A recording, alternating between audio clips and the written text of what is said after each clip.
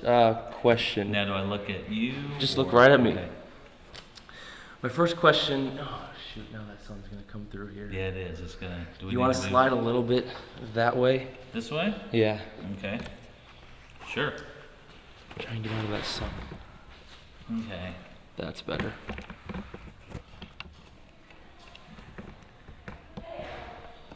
Okay. All right. So just tell me a little bit about what the Missouri Constitution says when it comes to how to fund public education. Right. The Missouri Constitution says that we must spend at least 25% of our revenue on education, and that can be both K through 12, which is elementary and secondary education, as well as higher education. And right now, we're about 29%. So we have fulfilled our constitutional obligation to support education in the state. Okay, and do you think the state has, I know it also mentions a list of priorities, and state education, public education is number 2. Do you think the state has abided by these provisions in your opinion? Well, the number one obligation we have is to pay the public debt, and that's our House Bill number 1 every year. So that has to be paid, and we always do that. And then our number 2 is education, and I think we do. I think as far as public education is concerned, every senator back home, every state rep, they have public schools back home. So it is one issue that definitely affects everybody. And so I do think that we strive to meet that obligation. Do you think 25% is enough? Do you think it should be more than 25%? Is that proficient to fund the public education system here? Well, it could always be more. And if we look at the foundation formula, the foundation is that money where we put money in, and it's distributed among the 524 school districts. We're underfunded by some $500 million, so it could be more.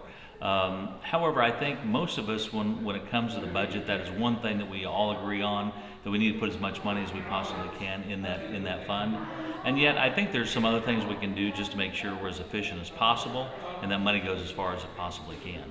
Okay. Now, the money that you said is down $500 million, are you talking about the foundation formula itself? Or what's down $500 million?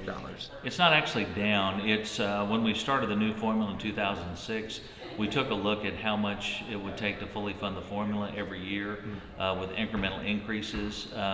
Every year we keep adding more and more to that, but we're just not at the actual level where it's fully funded. And different people have different opinions on what fully funded is. But at this point, we haven't actually kept up with the growth in foundation that we thought would be there in the year 2006. Okay, yeah, in 2007, between 2007 and 2009, the formula was fully funded. Right.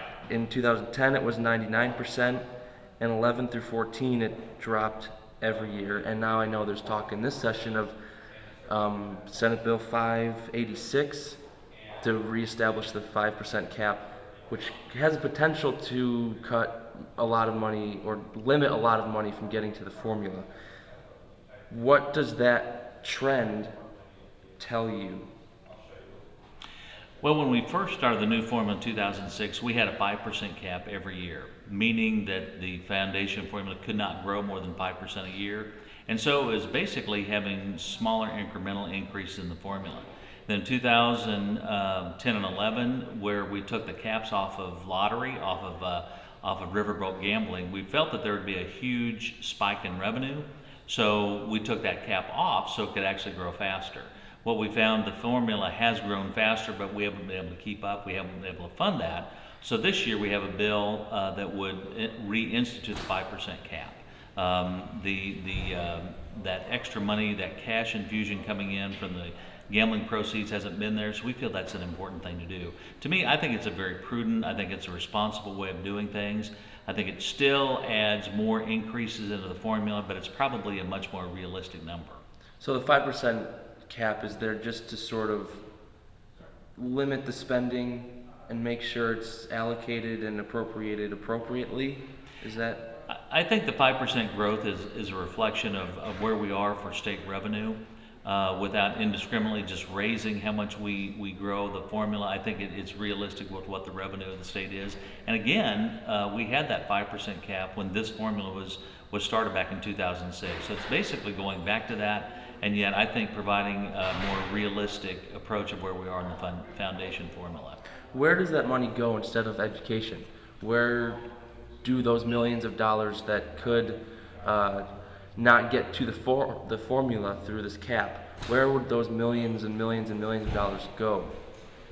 Well, we only have so many dollars in our revenue. It's a $27 billion budget, but only a third of that is what we call discretionary.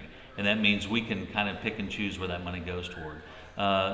By far and away, our biggest growth in the budget has been social services, primarily Medicaid. And so when we look at where does money go if it's not going to education, well, more than likely it's going to Medicaid and growth of social services.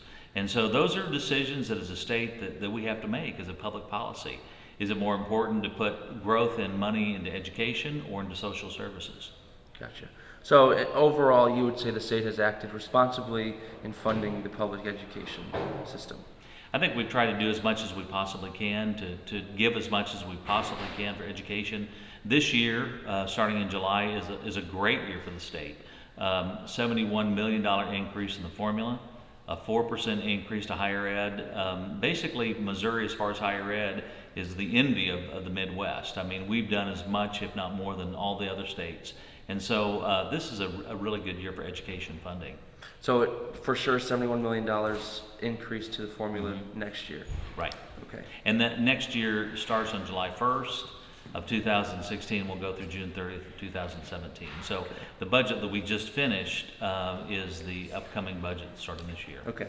Senator, anything else you'd like to say or make sure people may know that we didn't maybe touch on? I think the 5% cap is a realistic thing that will still encourage future growth in the foundation formula, but it's realistic. It passed the Senate unanimously. It passed the House overwhelmingly, and so I hope the governor supports it. Or if not, I do believe we've got enough votes in both the House and Senate to override a veto. But as chairman of the Senate Education Committee and who sits on the appropriation, I'm very comfortable that we're still providing adequate funding to meet the needs of our students. Okay, great. Thank you for your time.